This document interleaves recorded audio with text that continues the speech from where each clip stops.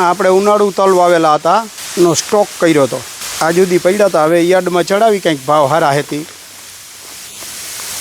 કીધું ચાયણો માર દે એટલે કોક આમાં થયું હોય આવું બાચકું એ નીકળી જાય અને ક્વોલિટી માલ બની જાય, પાલ બની. અને આ તલની ક્વોલિટી જો આપણે તલની ઉભળી હાથેથી વારીને કરી હતી. નકરી કરેલી છે તલની ઉભળી વારીને, હાર્વેસ્ટરમાં કાઢી નથી. હાર્વેસ્ટરમાં કાઢી તો તાર તલ પીળા પડી ગયા હોય.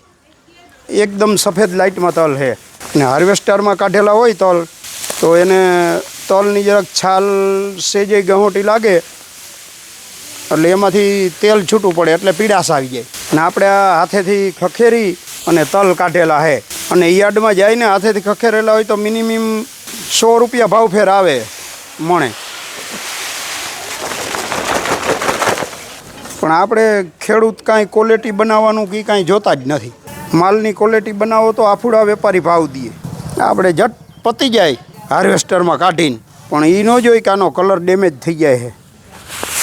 ચારી નાખ્યા છે અને પછી આવી રીતે કોથરા ભરી અને યાર્ડમાં જવા દેવો વકલ બનાવી.